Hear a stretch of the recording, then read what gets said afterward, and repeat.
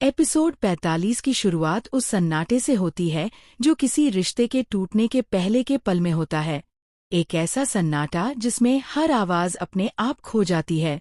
आरव और श्रेया के बीच का रिश्ता अब नाजुक धागे पर टिका है। दोनों एक दूसरे से दूर नहीं जाना चाहते, लेकिन नजदीक रहना भी अब तकलीफ देने लगा है।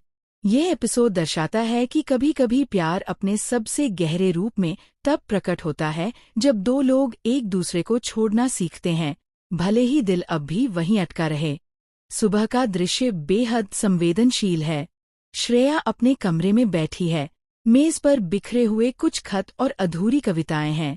वह उनमें से एक उठाती है, वही जो उसने आरव को कभी नहीं दी।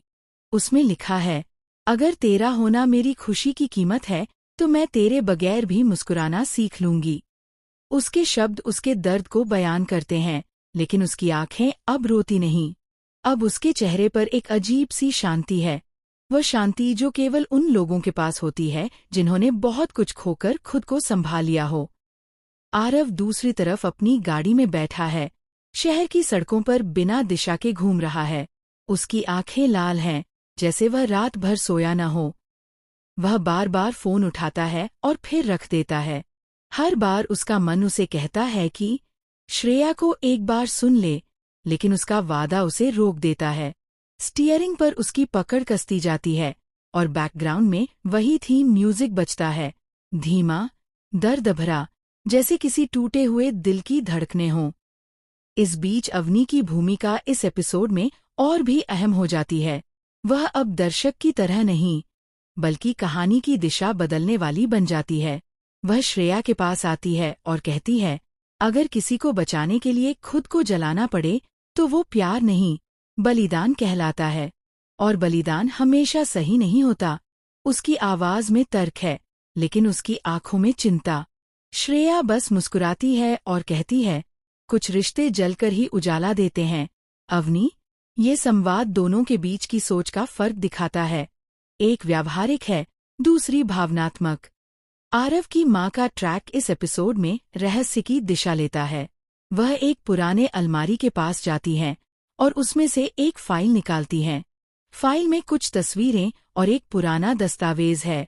कैमरा उन तस्वीरों पर टिकता है। एक छोटी लड़की, एक अस्पताल और आरव के पिता के साइन वाला एक पेपर।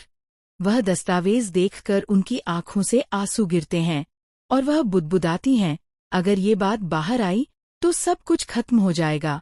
दर्शक समझ जाते हैं कि ये सिर्फ प्यार की कहानी नहीं है, बल्कि इसमें एक ऐसा छिपा सच है जो पूरे परिवार को हिला देगा।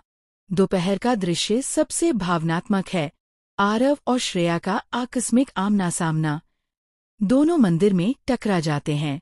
दोनों की आंखें एक पल के लिए मिलती हैं और समय थम जाता है।